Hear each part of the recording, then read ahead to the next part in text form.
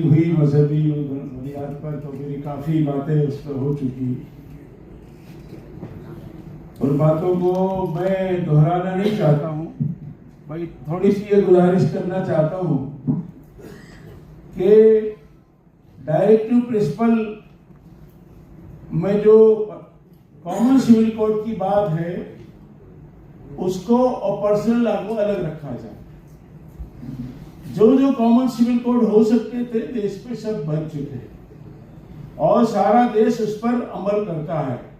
कुछ लोगों ने कहा कि क्रिमिनल लॉ में हम नहीं मानते, तो हम ये कहना चाहेंगे कि अगर क्रिमिनल लॉ में भी आप सख्ती ला सकते हो तो हम उसके लिए बिल्कुल दिलो जान से तैयार हैं। क्योंकि जब यहाँ देश में कोई लड़की के साथ घटना होती है, दिल्ली में तो बस का वाकया था, तो पूरे देश ने ये आवाज उठाई कि सजाए मौत देना चाहिए।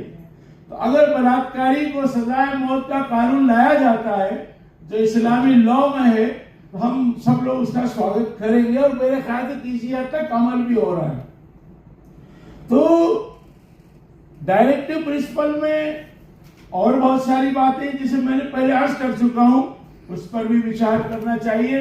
डायरेक्टिव प्रिंसिपल तो पूर्ण शराबबंदी की बात करता है, या तो रात दिन शराब के ठेके बढ़ाए जा रहे हैं, खोले ही जा रहे हैं। अब बंद करिए, डायरेक्टिव प्रिंसिपल ही कह रहा है। कॉमन सिविल कोड की बात कर रहे हैं, वो भी डायरेक्टिव प्रिंसिपल कह रहा है, वो फंडामेंटल राइट के ऊपर नहीं है। भारत का संविधान बड़ा सोच समझकर बड़े बुद्धिजीवी ने बनाया और पर्सनल लॉ को अलग रखा और पर्सनल लॉ को मान्यता कॉन्स्टिट्यूशन नहीं दी गई। तो इसलिए हमारा निवेदन है उसको न छेड़ा जाए।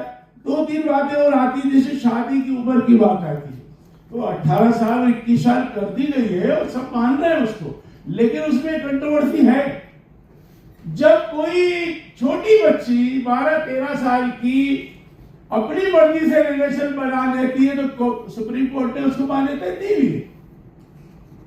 जरा इस पर गौर करने की जरूरत है, क्योंकि मजहबी तौर पर नहीं दी भी, आपको नहीं मालूम, आप नहीं, आपको बात कर देगा नहीं।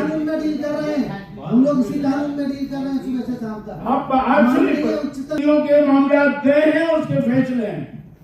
मैं बहुत जिम्मेदारी के साथ बात कर रहा हूं और सुप्रीम कोर्ट ने उसको माना और उसमें सजा नहीं दी गई है।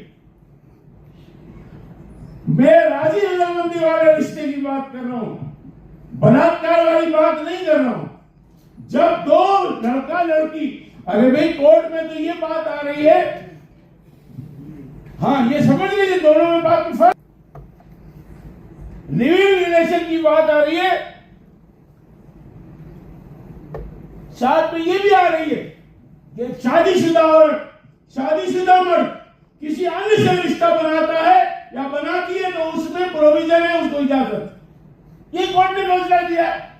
कैसी बातें करता है लॉ इन सुप्रीम कोर्ट। मेरी कमेटी है, पढ़ लीजिए, मैं आपको प्रूफ दे दूंगा सारे केसेस का। मेरा निवेदन है, इस पर मैं नहीं कह रहा हूं, इसको माना हुआ है, सबने मान रखा है।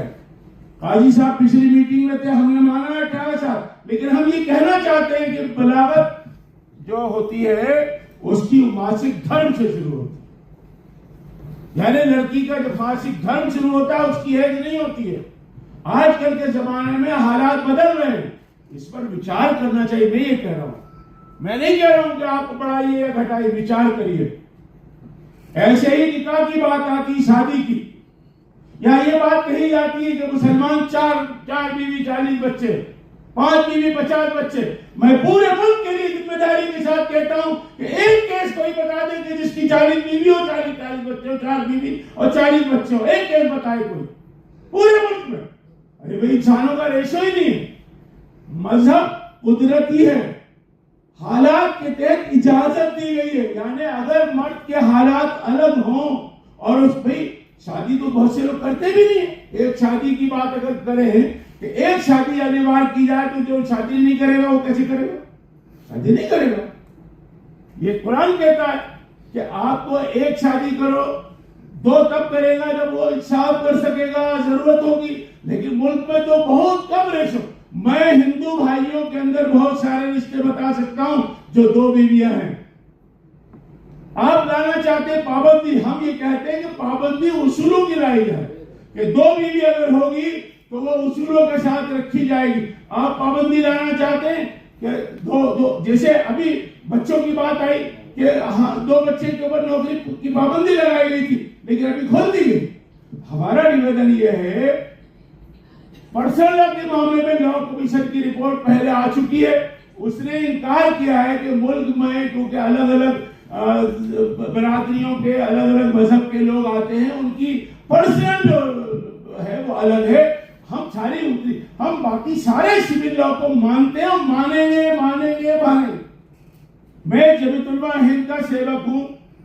जमीयत उलमा हिंद आजादी की लड़ाई में प्रमुखता से लड़ने वाली जमात, भारत के विभाजन के घोर विरोधी रहे, अखंड भारत के चाहने वाले, और हमारे शेख मौलाना हुसैन अहमद मदनी ने वन नेशन थ्योरी दी देश को कि देश में रहने वाले सब एक कौम, हिंदू हो, मुसलमान हो, सिख हो, ईसाई हो, हम सब एक कौम, हम एक बिरादरी है, एक माँ बाप की औलाद है, हम इसको फॉलो करने वाले।